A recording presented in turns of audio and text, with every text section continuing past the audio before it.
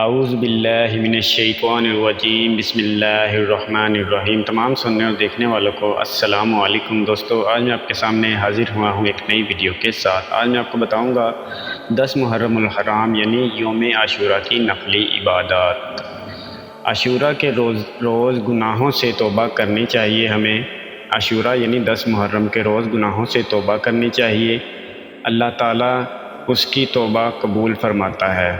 سیدنا حضرت موسیٰ علیہ السلام پر وحی نازل ہوئی اور حکم ہوا کہ اپنی قوم کو حکم دو کہ وہ 10ویں محرم کو میری بارگاہ میں توبہ کریں، اور جب 10ویں محرم کا دن ہو تو میری طرف نکلیں یعنی توبہ کریں۔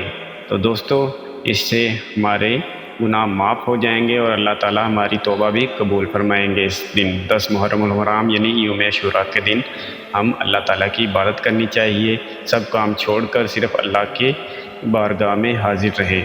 تو دوستو، ہمیں چاہیے کہ اپنے رب کی طرف لوٹیں اور اپنی توبہ کریں۔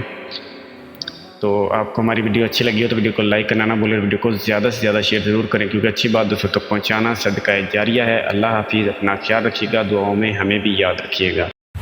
جن لوگوں نے ابھی تک ہمارے چینل کو سبسکرائب نہیں کیا وہ ابھی سبسکرائب کریں اور ساتھ بیل آئیکن پر بھی کلک کر کے ہماری لیٹسٹ ویڈیو کے بارے میں اپڈیٹ جانیں۔